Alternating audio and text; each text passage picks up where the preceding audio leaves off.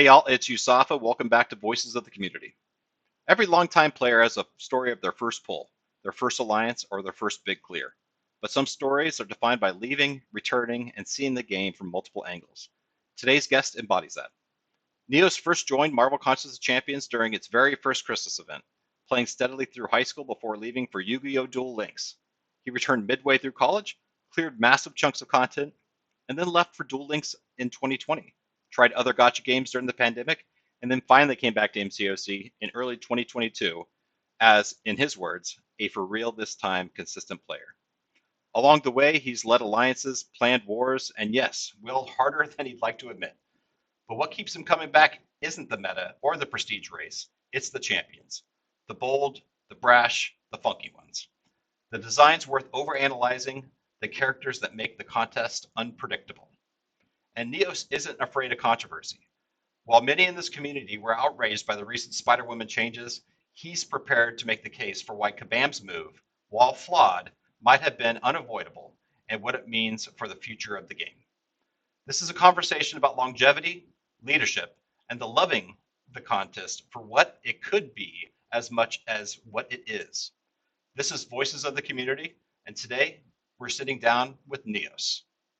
Hey guys, it's Yusafa. I'm back with another Voices of the Community interview. This time it's with NEOS. NEOS, how about you go ahead and introduce yourself and tell us how you came to this game, Marvel Contest of Champions. Hello, my name is NEOS, and I too am an MCOC addict.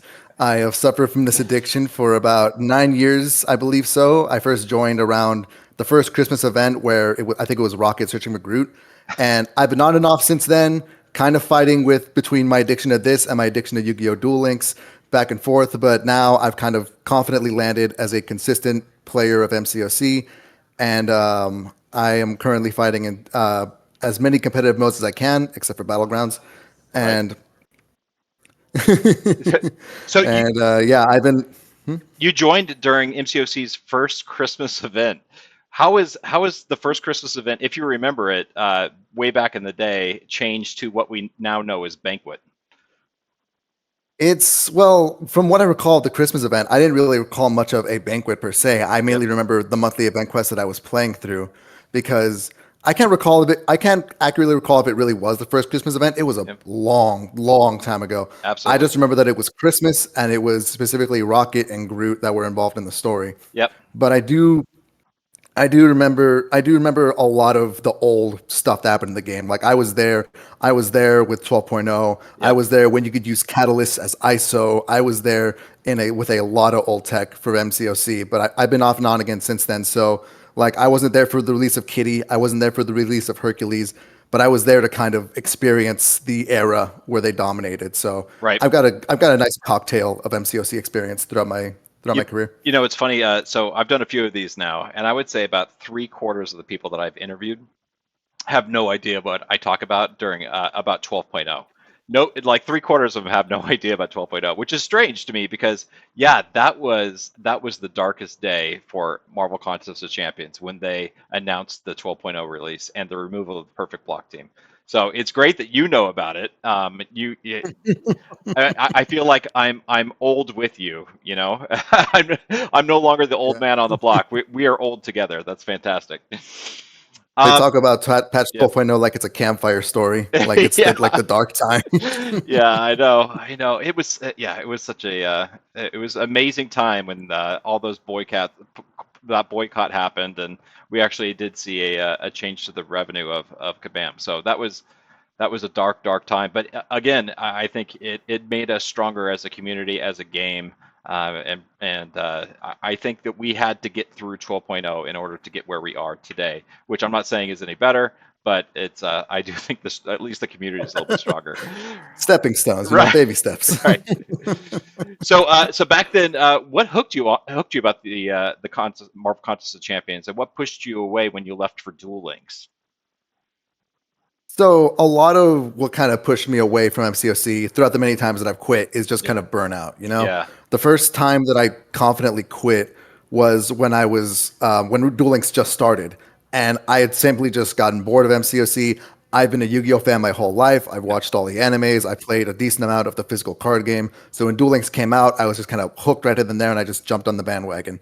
And I also had a lot of real life friends that played Duel Links. Yep. To this day, I have maybe one and a half friends that in real life that play MCOC. So that Yeah. was a very big factor as well. Yeah, definitely. So But you think the community is a lot bigger over in Yu-Gi-Oh than Marvel Contest of Champions? It's interesting. it was just it was just bigger in my I wouldn't say it's definitively bigger. I mean, Yep. Yu-Gi-Oh, I mean, you can debate the numbers every now and again, but at least in my circle, there were a lot more people that were into Yu-Gi-Oh, or at least the old Yu-Gi-Oh, Yeah. and more than there were people that were willing to jump into MCOC given, all the issues that it had even back then and kind of the barrier to entry that MCOC had. But as time went on, as I started playing Duel Links, a lot of Duel Links and waiting for release with Duel Links was kind of like, oh, well, I wonder when they'll add this character. I wonder Right. when they'll add this world. I wonder when they'll add this card. Whereas whenever I eventually got curious and jumped back into MCOC, I see a character get released and it's like, oh, hey, that character is Sauron. Yep. Sauron, and what does he do? And with every character release, I was kind of curious, like, okay, this is weird, but I'm kind of learning how they are. A lot of MCOC character releases kind of hook me in the sense that I'm just curious and I want to know more about them, whether Right. that be in their story or just how Kabam has designed them as a character. I'm just I'm so curious about how character design works and new characters that get released. And Yep. so when I jumped back into MCOC, it was like being thrown into a sandbox, and I Yeah. just got to play with all these cool new faces, cool new characters, and that cool new content where I basically explored all of Labyrinth and all of Abyss and all of the variants in all one go when I eventually came back. So it just kind of threw me into the water, and I swam like a dolphin. Were you a Marvel fan, or are you a Marvel fan of the comic books or the movies? Has that helped bringing you back to the game at all? I'm definitely more of a Marvel fan now than I was back then. Back Hmm. then, it was just kind of like MCOC and the Spectacular Spider-Man TV show that I watched when I was younger. Yeah. Like Right. that was the real depth of my Marvel knowledge. Yeah. But in a strange way, MCOC has made me more of a Marvel fan because I'll see like I'm tempted to watch Runaways now because of Nico and Carolina. And Absolutely. I Yeah. was the only reason I really wanted to watch the Moon Knight show was because I thought Moon Knight looked cool when I first started the game, and I Yeah. wanted to watch the Moon Knight show. So MCOC has definitely kind of forced me to engage with the Marvel franchise a lot more. Yeah. Not nearly as much as the MCU, but it's allowed me to dip into the more niche avenues of Marvel. It's interesting that you say that because I have heard not just from you, but from other people that I've interviewed that exact same story that they weren't Marvel fans to begin with, but that this game did push them into the Marvel universe and becoming fans there. I am the exact opposite. I collected comics.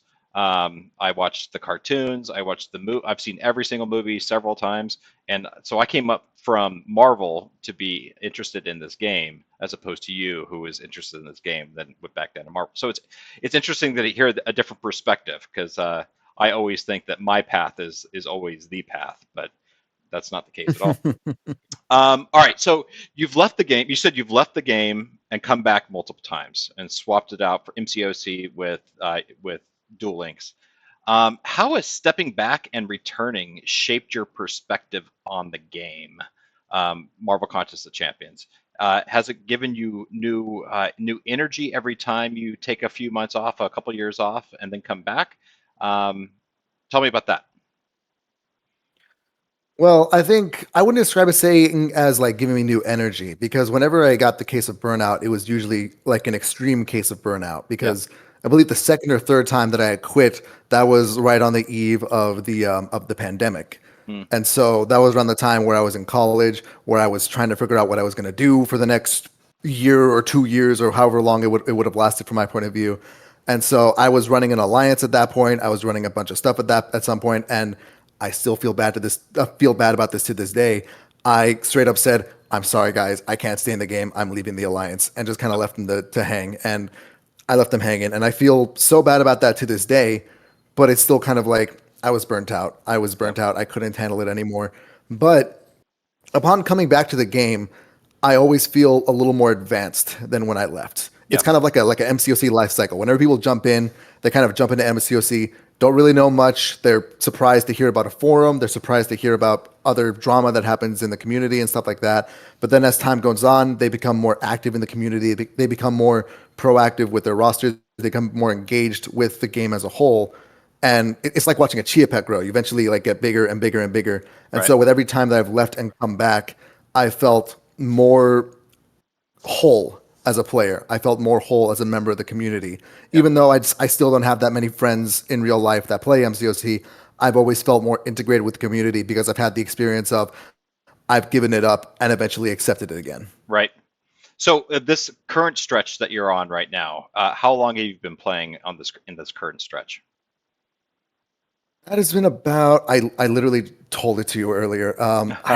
It's like 2022, I want to say, Okay. is when I first jumped in. It was whenever the Misty Knight and Cap Sam Wilson event was going on, Oh, I'm that sorry. whenever they were released for the month. Yeah, talk about two champs that need to be buffed. I can't believe it. Yeah. I I love my Captain Falcon, but man, is he bad. But yeah, no, I've been playing dedicatedly since then, Okay. and I'm still trying to make up for lost time. I just recently did a stream where I did the O Canada challenge in Labyrinth, Yep. trying to make time to do the Baron Zemo and the Inhumans challenges as well. I'm a completionist like that, but I'm still trying to make up for lost time. Um, but yeah, it's been a fun 3 years of So coming back. in your current alliance, are you an officer or a leader in the current alliance? Do you help plan wars, direct AQ, that sort of stuff? I am an officer asterisk Officer because asterisk. I do have yes, I Okay. have officer role in the alliance, and Okay. I'm in the officer chat. But I don't take too many officer duties, mainly because I have a lot of bad memories from when I was an officer in my last alliance, where I was leading it and I got burnt out because it Right. became so much. But I do plan alliance war defense, specifically alliance war defense. My battle group specifically does assigned paths Okay. and a mini boss call sheet. We don't do assigned fights. We help each other plan paths, obviously. Right. And if there's a problem path and they don't have a counter for it or their counter is banned, we'll swap and change as needed.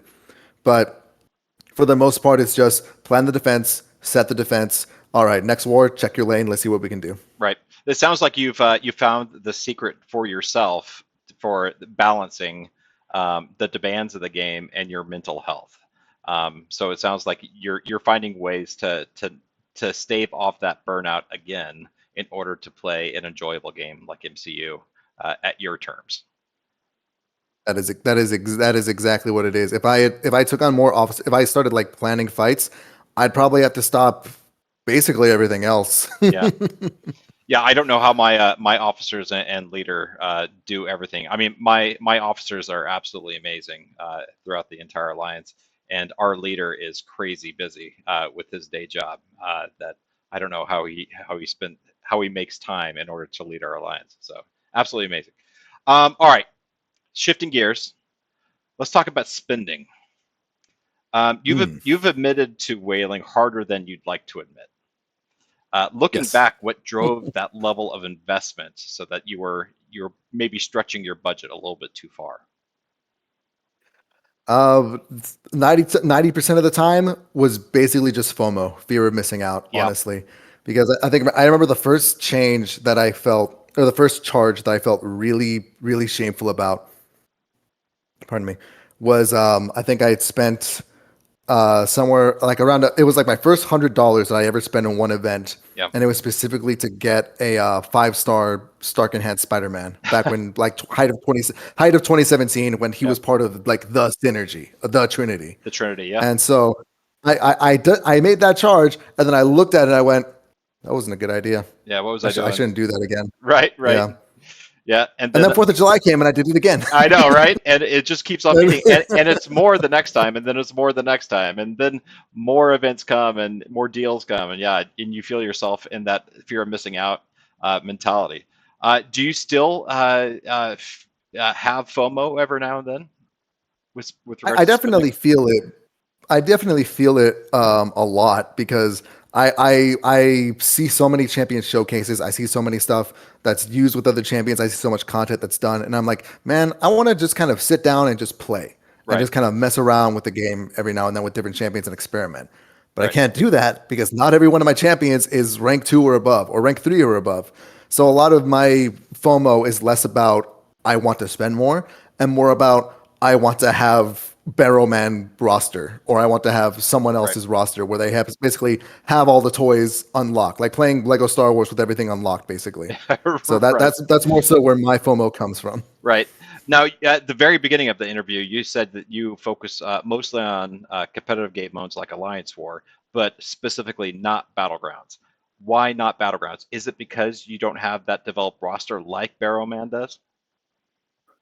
So my roster is developed. I just recently took Cassandra Nova to rank 4, and Okay. she is my 12th rank 4 right now. So I definitely have a developed roster. Yeah, I absolutely. always want more. Yeah. But the the reason why I specifically don't play Battlegrounds is because I tried to climb in Battlegrounds, or Yeah. more specifically, I tried to make time to climb in Battlegrounds because it is a much bigger time sink that people let it on to be. Yep. And given the focus, given the tilt that can happen, given all the frustrations that can happen, it's a very taxing game mode to just kind of sit in and not think for hours while you're playing it, you know? Yeah, absolutely. But as you're playing battlegrounds, when you're playing a lot of battlegrounds, at a certain point you realize a lot of the games that I'm fighting are more or less the same. Yeah. Like I'm relying on most of the same defenders or most of the same attackers. I'm usually banning the same people over and over again.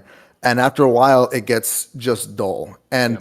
personally, I shelve that blame onto champion design and how that has kind of evolved in our current game state. Yeah. But more specifically to battlegrounds, that's the direct symptom that I feel. So I don't have a lot of urge to engage with the game mode. If there's a Yeah. meta where I can use a funny attacker, like if there's a meta where I can like use leader for a little bit or use Falcon for a little bit, you know, I'll experiment with it a little bit, but I never have the desire to, even if I have the urge to get rewards, I don't have the desire to participate in the game mode.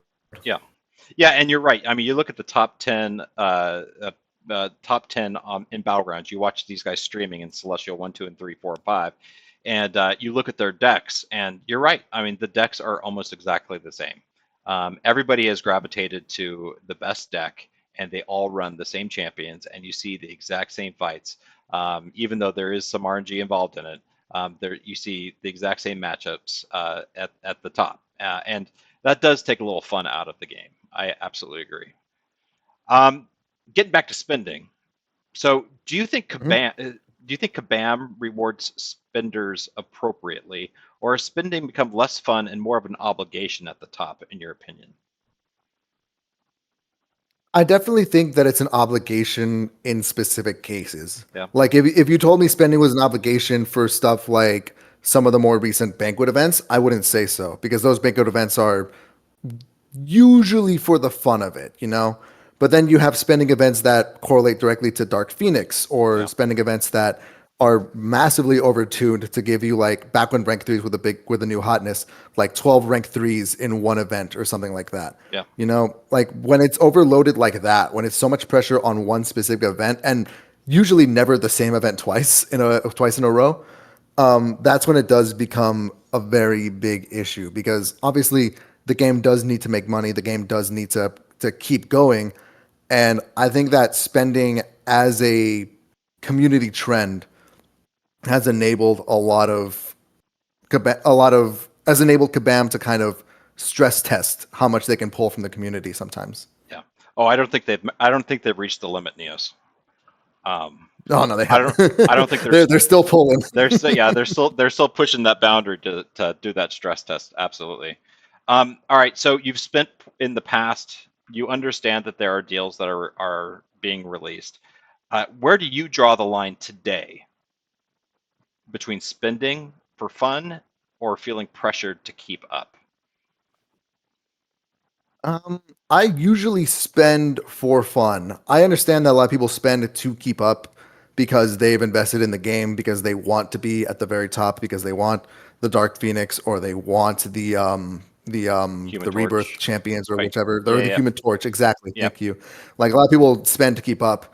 I usually like to spend specifically for fun For and for fun. champions that I desire. Okay. Like when the Heart of Fire Crystal came out, I wasn't really motivated to spend because, frankly speaking, none of the champions really enticed me. I wasn't a big future Ant-Man fan. I Yep. wasn't a big APOC fan. I liked Nick Fury, but only because of his synergy for Captain Marvel, and so I just wasn't motivated with those champions. Then Rebirth comes around, and I'm like, wait, reworked Doc Voodoo and 7-star Viv Vision? Hello, where did you come from? Like I spend entirely for my own fun and for the champions that I enjoy playing. And even though I wasn't as excited for the Night Thrasher and Sabretooth reworks, I still wanted to see what they could do. Yeah, yeah, So when I draw the line for spending and when I draw the line for fun, I draw the line specifically for what champions do I want to have fun with. yeah, Because it's so easy to have fun with a champ with it's so easy to have fun with a champion that Kabam is marketing to you. Like if they're selling 7-star Human Torch, they're selling 7-star Human Torch for a reason, you yeah. know? But if I find the one thing that kind of like scratches my fancy or like scratches the itch of a champion that I want to try out, that's where I'm gonna want to spend. Or if I want resources to take up more champions that I want to use more often, that's where I will kind of break my own rule and start spending. Okay. So speaking of that, you say that you love the bold, the brash, the funky characters, not just the meta champs. Which are your favorites? My favorites. I have a small YouTube channel, and I Okay. don't know if anyone's that watches this, but you can look there for about 2 seconds and see that I am the world's number one Sandman fan. Are you? Sandman has taken the spot. He's great. Sandman has taken the spot as my favorite champion in the game, Wow, wow. and it hurts. It hurts to be that guy because every time somebody asks, "Hey, I'm stuck with this Alliance War placement. Who do you guys recommend?" I have to not say Sandman Sandman, because right? nobody else has him. Right, right. But I Yeah. do. Sorry, Yeah, go on. yeah, no, I agree that there are some champions out there that nobody ever thinks about using. Dude, I used Maker for two big fights this war. So, and nobody is really using Maker except for against Cap Britain, but Maker is fantastic too. It's getting these niche, cool champions that have great utility that nobody ever uses, and bringing them into practical competitive areas. So, no, kudos to you, man. Sandman, I think is great. I've used them a couple times, but I wouldn't say I'm a huge fan. But good on you for picking them out. So, Yeah. what makes a champion interesting to you, even if they're not like god tier or prestige champions? What identifies as a NEOS approved champion? What about them? The number one thing that I look for when I think of a Neos approved champion is flow. And Flow. that's a term that you've probably heard in other YouTubers' videos, the term flow. Basically, how good does a champion feel to play Yeah. and how conducive does their kit feel to utilize? So, like with Sandman, he feels so good to me because I get to control when my debuffs apply. I get to control when I get to start my heavy rotation with him. He feels like a very good champion with very good flow to me. Okay. And then I'm tempted to use other meta champions on a case by case basis. I'm tempted to use Onslaught. I'm tempted to use Jugs, and I'm tempted to use or even like Cole Obsidian. And then I look at their flow, and a lot of their flow is very basic. Yeah. It's not bad in any way. I don't judge anybody that wants to use easier characters. But for my enjoyment of the game, I don't enjoy characters that feel too basic to play. Yeah. Whereas then I play a character like Gladiator, who, given his reputation, feels like a champion that shouldn't have good flow because Intimidate is a totally real ability that absolutely exists. Yeah. But is even with the Intimidate not behaving as correctly as it should, he still feels like a fun character to play with flow. He still feels like he has a lot of control. He still feels like it may just be that I played the characters to a certain point to where I have that flow as second nature, but it's still the way I feel about these champions and what kind of defines what makes a champion feel good to me. Right. Now, so except for Gladiator and except for Sandman, uh, is there a champ that you think that the community undervalues that you love using, other than those two? Other than those two, Yeah, those two are the most high profile of the ones that I they use. that people ask me questions about. I think a really good example that can come out from recently is Cassandra Nova, Okay. because Cassandra Nova is from what I've seen, is a very mixed bag. Some people think that she's very fun, that she's very good, that she's very awesome. Yeah. Other people think that she has very terrible damage. Other people think that her neuroshocks fall off too much, which I agree. She is a little underpowered. But to me, she feels super fun. Yeah. She feels super fun to play. She's not the strongest. She's not the most potent mutant. It's not the most potent Yelena counter, but she feels really fun to play. Even if she's difficult to master, but once you've mastered her, she feels very fun to play. And I think Yeah, that's a lot of people are kind of like it's valid to not value a champion if they're not going to give you any value for your roster. yeah. But a lot of my defense with her is just she's fun and I like her. Yeah. So when Cassandra came out, I immediately pulled her, duped her, and took her to rank 4 because I needed to have a Yelena counter, and there I really didn't have a whole lot of good Yelena counters. And then 2 weeks later, or maybe 3 weeks later, Silver Samurai comes out, who is a much better Yeah. counter to Yelena, and I took him to rank 4. So I never used Cassandra anymore, even though I do think she's cool. She has a cool play style. Her neuroshocks are interesting. Her stun ability is interesting. I have Silver Samurai now, and he's much easier to use, and you don't have to learn a whole new playstyle like you do with Cassie. But Yeah. anyway, yeah. So do you like those 5-page descriptions for on the champion info screen, or do you like the smaller ones? I'm assuming you like the larger ones. I do. So I do like the larger ones on average, Yeah. but I definitely understand when I see a 5-page character ability description, I go, I'm not reading all that. Right. Like Right. I, I thought I was going to enjoy Mr. Knight's release so much more than I did. Yeah. And then I read the ability page and then I kept on reading and then I kept on reading. And I was like, I don't, it's not, the problem isn't that he's complicated. The problem is that none of this feels intuitive to like learn, Yeah. you know?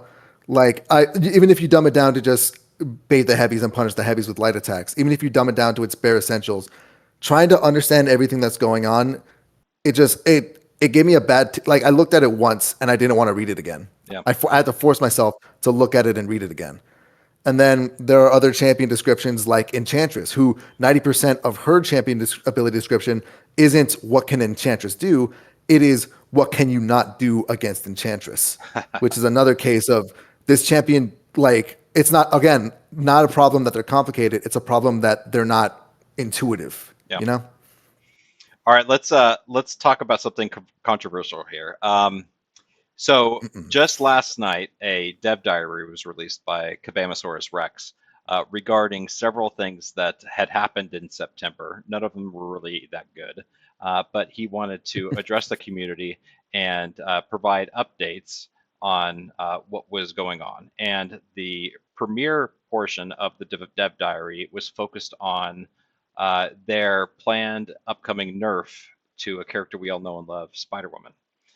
Um, your stance on Spider-Woman and the nerf and the subsequent walkback of the nerf that was communicated last night. Can you walk us through your perspective there? So for reference, so nobody can blame me for this. I do have a Spider Woman. She is rank 3, Mhm. and I am not paid by Kabam. They have never contacted me with any offers. But my stance on the nerf and the subsequent walkback. When the nerf first got announced, full disclosure, I was on board with it Mm, because as a nerf, as a change to a character, it made the most sense to me. yeah, Because as a person who's played Spider Woman, I felt like she was doing too much, and as a person who's fought Spider Woman, it felt like I was trying to ice skate uphill. yep, It's not so much that she was overpowered, it's just so much that it was more so that she was unhealthy, or at least she felt slightly ever so.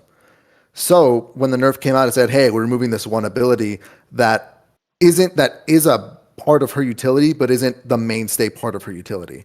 When they said that, I thought that's a pretty reasonable change. I'll allow it. I mean she's not going to be as good, but there's other evade counters. yep, And then the community got mad, and I was like, okay, I need to research because something's going on here. But after everything that's happened, after all the arguments that have been made, after all of the bad faith strawmen, after the valid callouts against Kabam, there's been good and bad arguments back and forth between everybody. We go to the walkback, and I'm sitting here and I'm going, this walkback on the nerf is the only option that Kabam had available to them, and it has the potential to be the worst decision that they've made, why? unfortunately.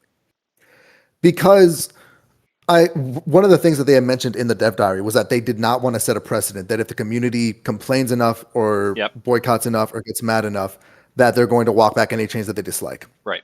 Yeah, they said they And that's will exactly not. what, and, Yeah. yeah, and that's exactly what they're doing. And now that they have done that, the community who was only really asking for her evade counter to be preserved is now kind of taking it a step further and saying, no, we don't want that. We want the ability accuracy too.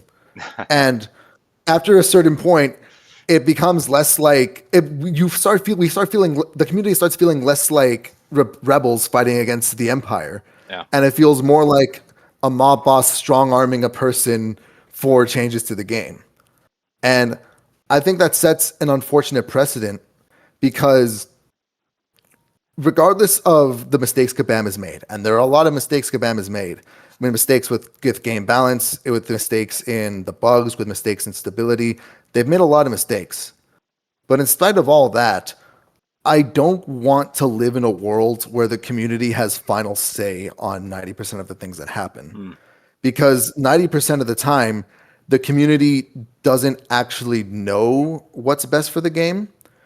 And I think a lot of that comes from the anti-nerf mentality that kind of exists within MCOC. Because we've lived through a lot of nerfs, we lived through a lot of changes to characters, some of which were unintentional, some of which were incidental, like with bug fixes that turned out to be nerfs. A lot of that stuff has happened. Patch 12.0, never forget Patch 12.0 or something like that. We need to You have know, that tattooed it's on us. Never forget 12.0. never forget 12.0 Right. right over the chest right then and there.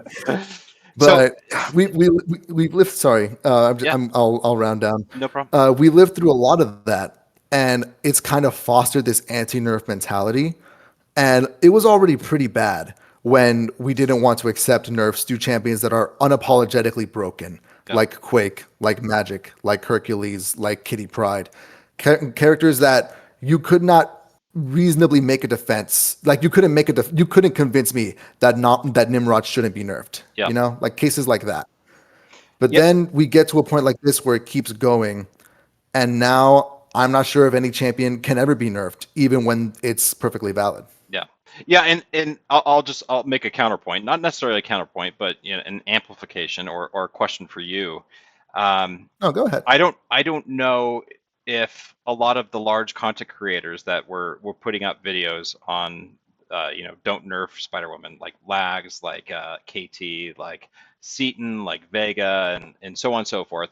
I don't know if they were so much. Well, I know Lags was. He didn't want Spider-Man nerfed, but the message that I heard over and over again was, "Kabam, it's fine if you do this rebalancing. However, we want you to remain consistent across all of the champions.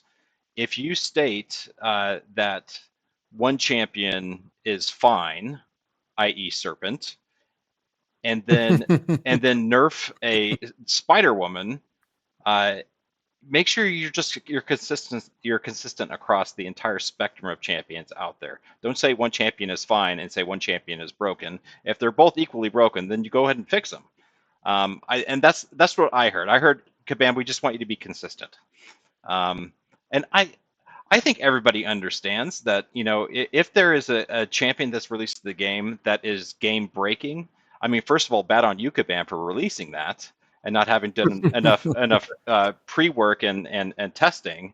But I think the community understands, if it's a game breaking champion, yes, I agree. We want that to be modified in order for it not to break the game. And that's what I'm hoping that Kabam learns from this episode with Spider-Woman, is that not so much that the community is going to boycott, quote unquote, boycott the game every time they're upset, but I hope that they learn that they need to do additional testing, and the community understands that if it's broken, go ahead and fix it. That is my hope. But you're No, right. I You're right, though, dude. I mean, the community is fickle, so we'll see what happens. yeah, I have no illusions about the state of Serpent and the state of his rebalance. He is a incredibly egregious situation in terms of the rebalance program. And in my opinion, a similar case happens with like Hulkling, a character who Yeah. we still don't have as a 7-star, but was totally balanced according to the rebalance program. Right. Right. There is there is absolutely a quality control issue over at Kabam, whether Yeah. that's within Champion's original release or the rebalance team looking at the release or designers in general. There is something Yeah. falling through the cracks consistently with Kabam. The only thing consistent about their releases is that they're inconsistent. Yeah. But the way I was looking at Spider Woman was that after several months of Kabam not doing anything with offensive champions or even some defensive champions upon rebalance, they tried to kind of break the mold by giving a reasonably small change to Spider Woman and kind of weaning the community off the mentality that, hey, some champions need to have corrections made. Sometimes there are things we don't intend to happen. Sometimes there are stuff that we don't intend to occur. Yeah. Let's kind of do a small one and see where we go from there. I saw that as Kabam trying to learn from their mistake with Serpent because I think Kabam knows they made a mistake with Serpent. I think even now when we have all these Serpent counters, none of them are mutant, by the way. Yeah. Or at least mutants that stand a chance against Serpent, Like after all this time has passed, I think they're aware of the damage Serpent has caused both in player mentality and with just our everyone's approach to champion balance in general now. Yeah. I think now they understand that they were trying to correct their mistakes and kind of pave the road for something more. And it fell flat. It Yeah. fell flat. And a lot of that was on the post communication, on how things were worded, how things were communicated, and a couple of trolls here and there.